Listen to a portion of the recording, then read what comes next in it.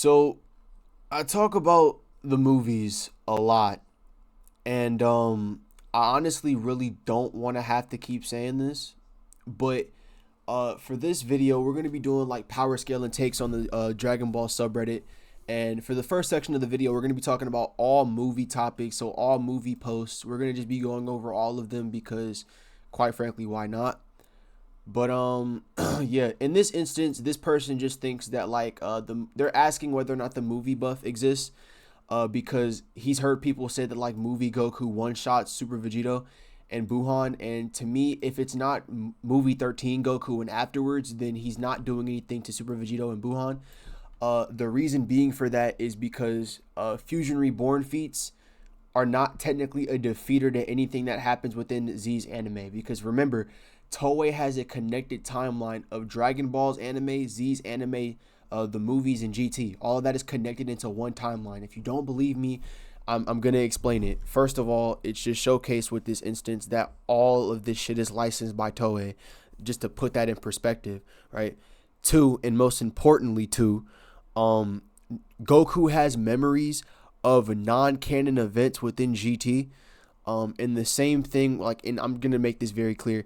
Cooler also appears in Dragon Ball GT, right? A movie villain, an exclusive movie villain, right? Appears in GT, and we know that GT is stated to be the canon sequel to Z, for the time being, which it literally still is this canon sequel to Z. I don't even understand why people are trying to dismiss that. Like, that's still the case, but there's a lot of reasons why people like to do a lot of weird shit, but we're gonna talk about that in a second.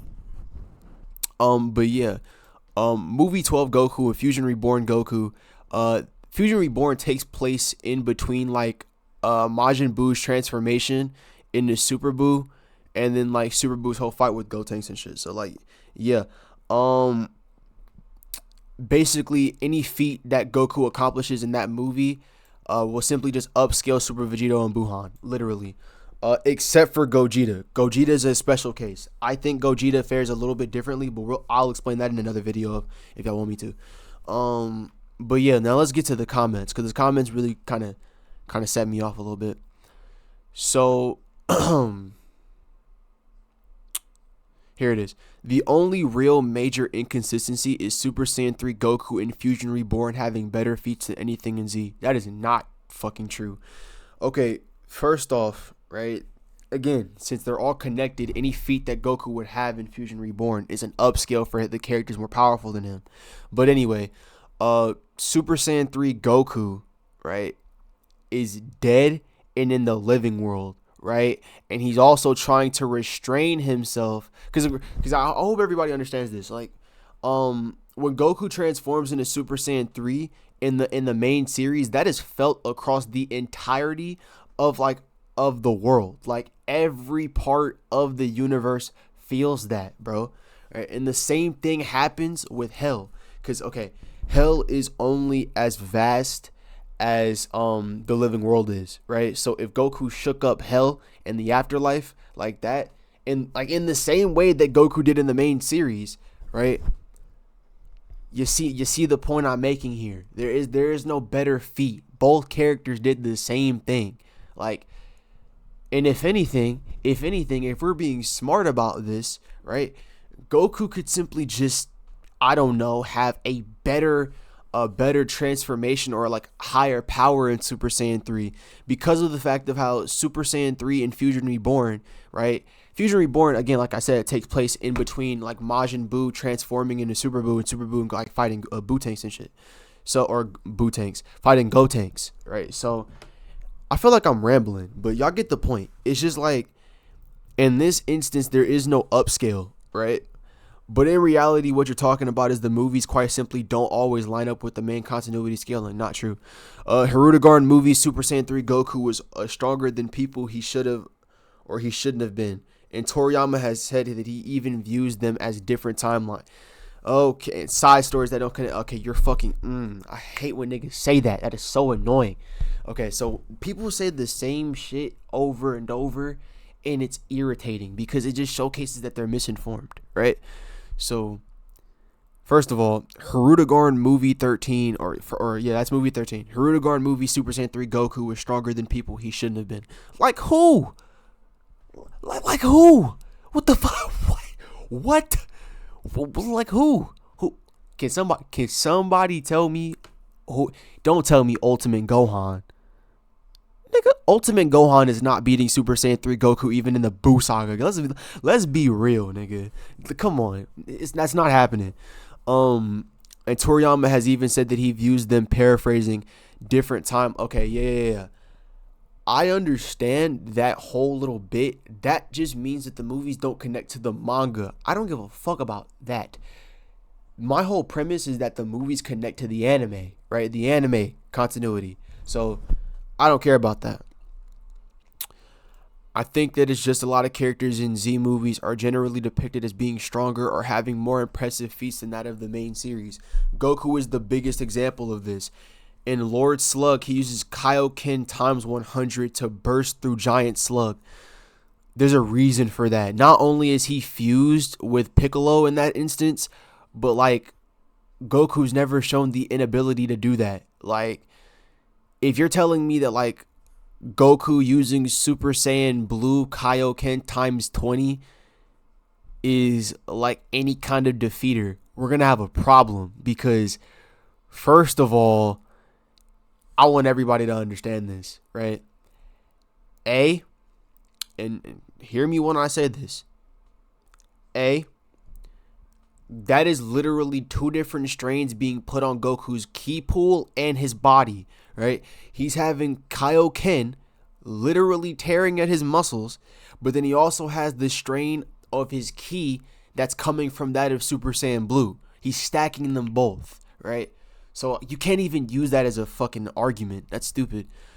But then yeah, like Goku never reaches like that you know, that fusion energy that he has with Piccolo until maybe like false Super Saiyan, or yeah, not even false Super Saiyan, like maybe like regular Super Saiyan. Yeah, like maybe regular Super Saiyan and onward. But yeah. Also, maybe it's just the stat increases that he gets from Super Saiyan and other transformations are just superseding of that of Kaioken, and also reduce that of like the strain, because Kaioken does a lot to the body when using it, especially if you overuse it. So, you know, Super Saiyan is just a better compromise, if that makes sense to you. In Super Android 13, he absorbs a Genki Dama into himself as a Super Saiyan. Doesn't he do this? Bro, doesn't Goku do the same thing in... Am I tripping? Am I bugging, bro? Because I'm pretty sure Goku took a damn spirit bomb to the face, and that energy sent him over the edge and got him Ultra Instinct. Am I wrong about that? But hold on. I'm just making sure. Real quick. Because that's crazy. Like...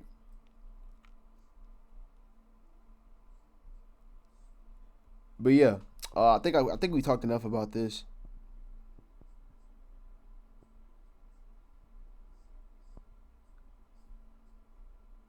Like, yeah, Goku can literally absorb the spirit bomb. I'm not even gonna have to. I don't have to explain that shit, man. I don't. All right, yeah, my bad for getting sidetracked. I had to look at something real quick. We're on to the next thing. In the first Broly movie, he's transferred enough energy. Oh yeah, also I wanted to make one more point about the Spirit Bomb thing real quick. The Spirit Bomb energy that Goku gets in the Super Android 13 movie is from the planet. In Super, it's not the planet. It's like literally from everybody in Universe 7. I think he even gets some energy from Universe 7 too, but I could be wrong. Also I'm about to probably sneeze in a few. My bad, I had to clear that out. But yeah, in the first Broly movie, he's transferred enough energy from the other Z Warriors to be okay. Yeah. First off, I don't see that at all to be a defeater to any kind of point, right? Because first of all, I want everybody to understand this.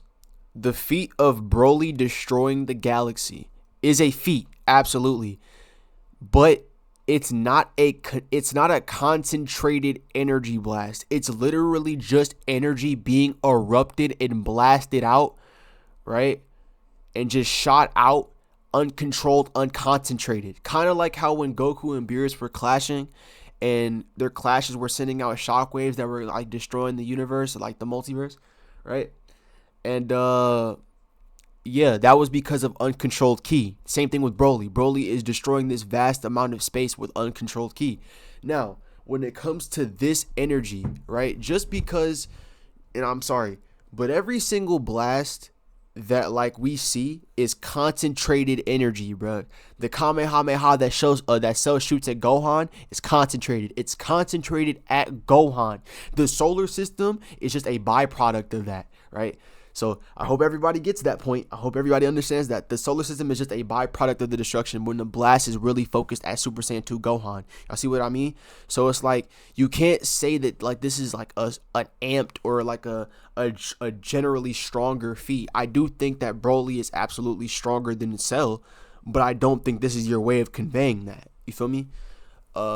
In Wrath of the Dragon, even aside from having greater feats in Super Saiyan 3, Gotenks, and Ultimate Gohan, he literally has that in the manga and anime. What are we talking about?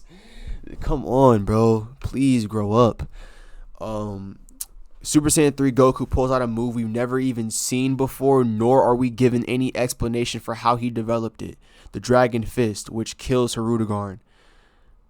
Okay. We know that Goku's able to manifest ki to some extent. What are you talking? Okay, bro. All right, bro. This was bad. That was bad. Toriyama has said the films were made that way and his villains ended up stronger than their anime counterparts. I don't think he said that, but okay.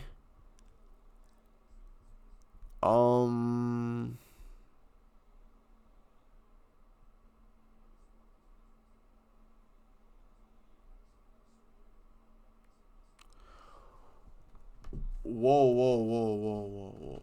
For example, Kid Buu was said not even shown to destroy hundreds of planets over years in the manga. That's his biggest feat. Get the fuck out of here. What are you talking about? Bro, nigga, what? So we're just gonna ignore the fact that Kid Buu was literally able to hold back a universal spirit bomb? We gonna forget about that? What is bro talking about? What the fuck?